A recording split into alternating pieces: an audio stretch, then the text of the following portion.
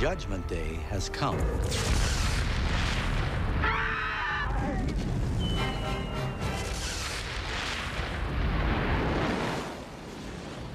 Many Christians believe it's certain that God is about to do a big clean-out, come stocktake, with Jesus Christ making the biggest comeback, since Jesus Christ made the biggest comeback since Lazarus.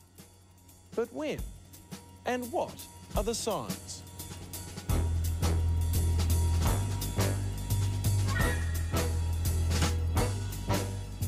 There are some who say that the signs that the end is nigh are already with us. How do you think the world's going to end? 5:26 p.m. and in the event it doesn't happen, please arrange to be back here same time, same place tomorrow. That was on a mag comp when I was about 12 years old. What is it? All the ice melted and it flipped and upside down? Yeah, same thing, isn't it? Yeah, it's same. Yeah, it's going to flip again.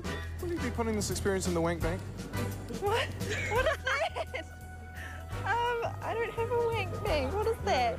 Are you going to be putting this experience in your wank bank? Yeah. My wank bank? Yeah, probably will be, actually, yeah. Will you be putting this experience into the wank bank? I don't really think so. I mean, at my age, I'm nearly dead, and I've seen it all before. Do you believe that God still smites cities, and if he does, how do you think Auckland... Do you think that Auckland Council might be to blame for something really bad happening to Auckland City? Good question.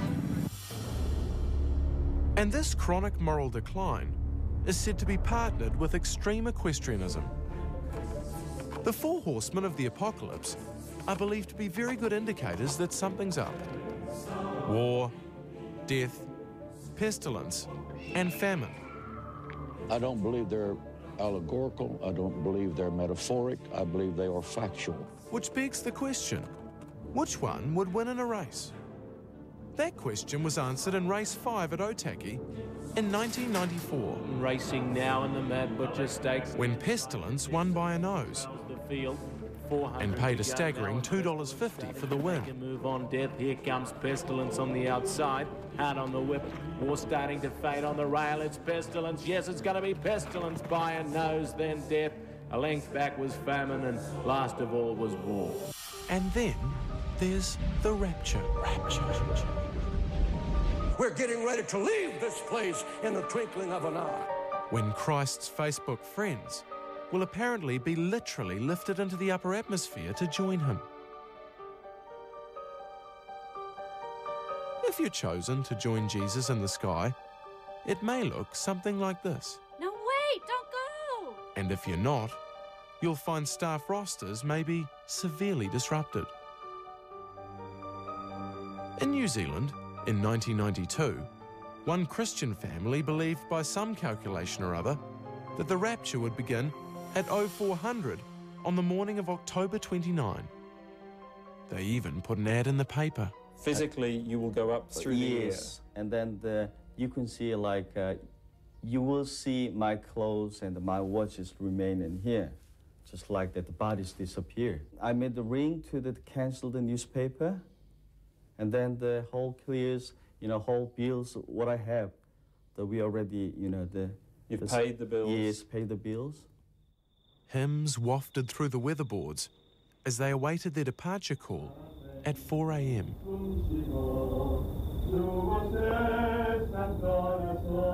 And nothing happened.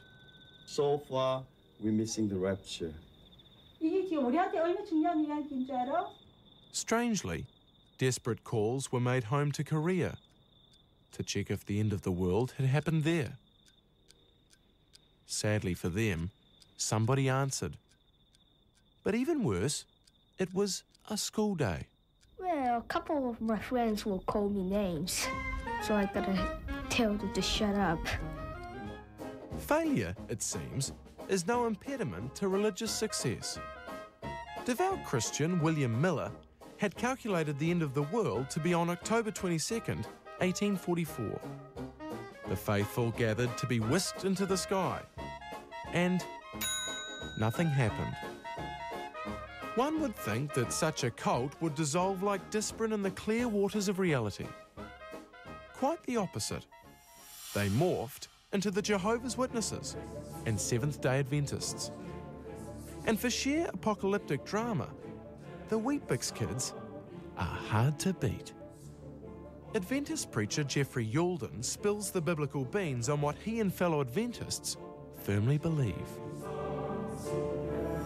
Seventh-day Adventists believe that Jesus is coming again soon. That's what the name Adventist means, someone who believes passionately in the coming of Jesus. Look, Mommy, there's Jesus!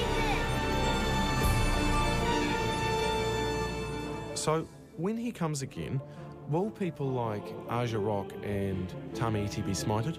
Yes, the Bible says that those who choose not to follow Christ, I mean, they would be unhappy in his kingdom anyway, so they will finally be destroyed. Their bodies lay scattered across the face of the ravaged planet. How do we know the moments before it actually happens? Well, the Bible tells us that there will be a number of physical things that are happening in the world just before Jesus returns. For example, there's going to be a great hail. And the dark, angry clouds pummel the earth with gigantic hailstones. There's going to be nothing left because the wicked will be destroyed. In fact, the Bible uses the quaint expression, they'll be like dung on the earth. And the righteous would have been taken to heaven, so there will be nobody on the earth for a period of 1,000 years. Will the people on the International Space Station seeing that on the Earth, are they exempt? Well, they're interesting questions, Jeremy, and I'm not sure how that'll be solved, except to say that when Jesus comes back and all the angels with him, I can assure you that if there is a space station up there, that they will be included. Here are some more highlights from this handy DVD, distributed by the Seventh-day Adventists and hosted by Doug Batchelor. The Bible reveals that we are obviously living in Earth's final days. Jesus has returned. This event is beamed to the world via satellite. An army of news agencies flock to see this supernatural entity perform miracles. But there's more. The first plague is an extremely painful and gruesome sore that breaks out and causes excruciating suffering for the lost. But there's more. Christ and the redeemed, with the New Jerusalem, return to the earth. And as the inferno engulfs the wicked, the righteous remain safe and secure within the gates of the New Jerusalem. Those with few sins are destroyed quickly, while those who are guilty of horrific evil against humanity suffer longer. After the earth is purified by fire, the Lord then takes up his wondrous work of recreation. So, in summary, the signs that the apocalypse is imminent are as follows. Wellington will be unusually wet. Gigantic rocks heading for Earth. Jesus on CNN. Really big hail. Moral decay.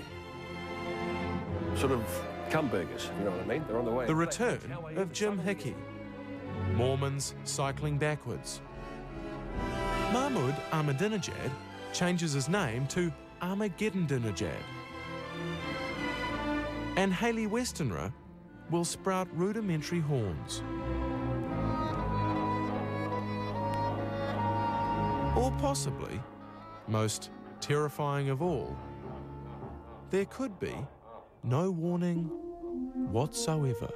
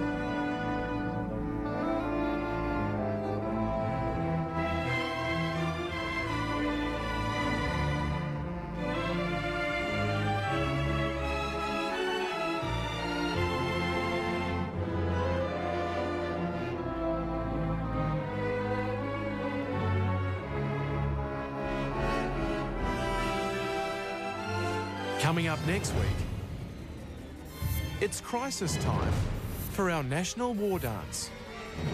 Have we finally reached peak haka?